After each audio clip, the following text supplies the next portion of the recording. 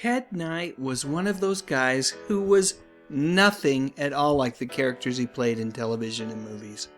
Loud, pompous, and arrogant are just some of the words used to describe some of Ted's more well-known roles.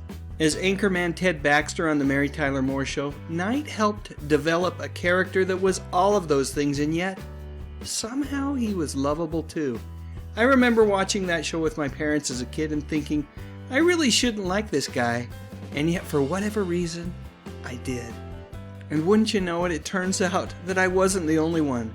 Debuting in 1970, The Mary Tyler Moore Show ran for 7 seasons on CBS, and during that time, Ted was nominated for 6 Emmy Awards. He would win that award twice, once in 1973 and then again in 1976. Knight's portrayal of Ted Baxter was so iconic.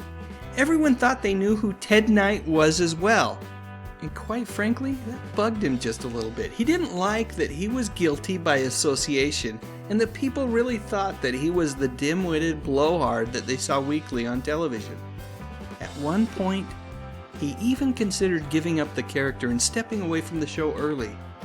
But he couldn't, mostly because he'd worked so darn hard to get to where he was. He couldn't give up. He wouldn't. You see, that's just not the kind of guy that Ted Knight was. Born Tad Konopka, Ted was raised by hard-working Polish-American parents who undoubtedly were filled with both a tinge of disappointment and pride when he decided to drop out of high school with his best friend and enlist in the Army. Disappointed because they wanted the best for their son, and they knew that schooling was how he could get it. But they also had a great deal of pride because this was World War II, and Uncle Sam needed brave young men. And Ted, well, he was pretty darn brave. As a member of a combat engineer battalion, he earned 5 Bronze Stars during his military service. Years later, many of Ted's showbiz friends would scratch their heads when they would hear about Knight's heroism during World War II. Why? Well, because they hadn't heard about it from Ted. It was always secondhand information. Like many soldiers, when Ted returned home from the war, he didn't really enjoy talking much about it.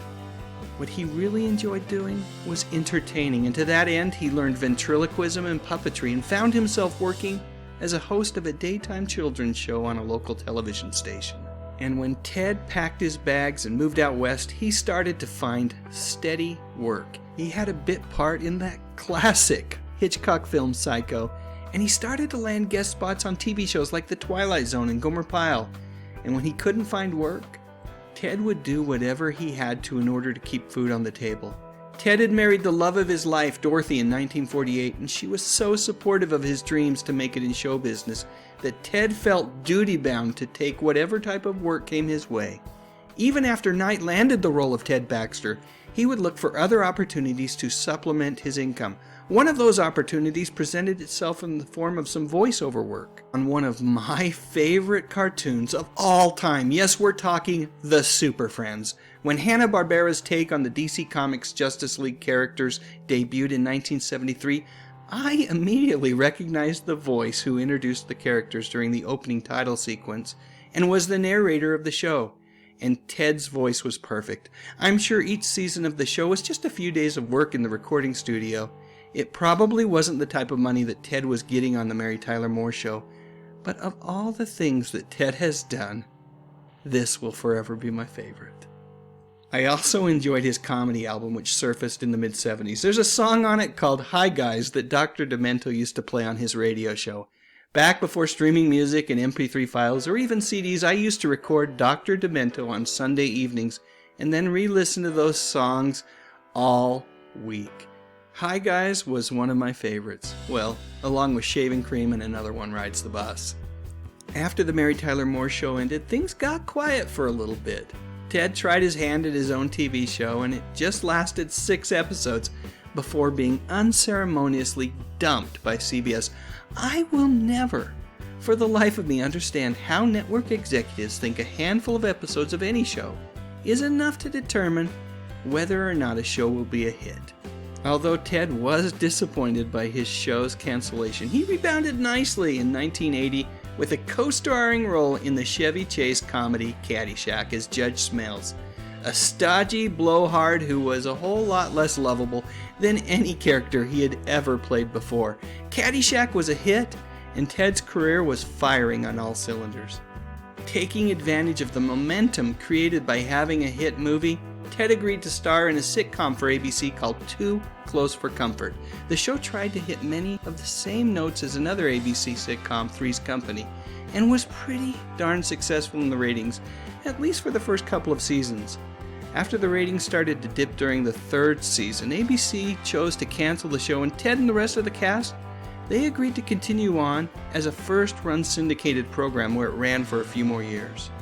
During the time that Too Close for Comfort was on TV, the show changed a lot.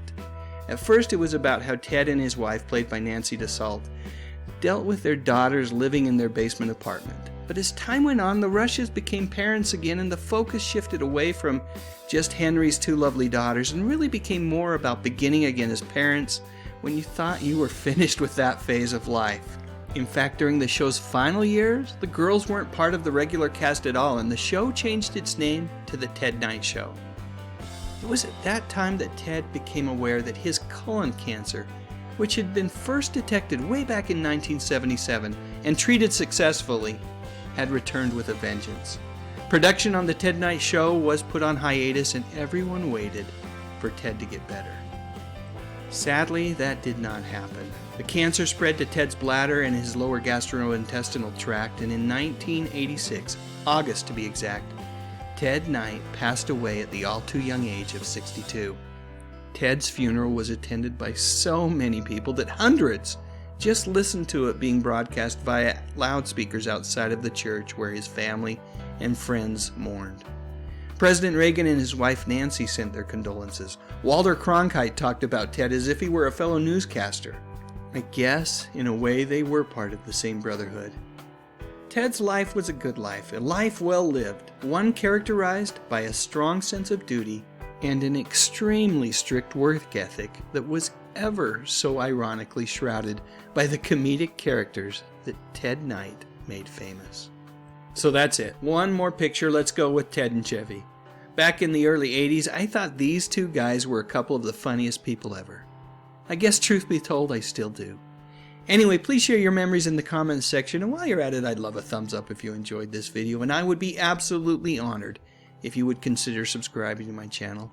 I talk about music, movies, and television, mostly from the 50s, 60s, 70s, and 80s. You know, the good stuff. But most importantly, and as always, thank you so much for watching.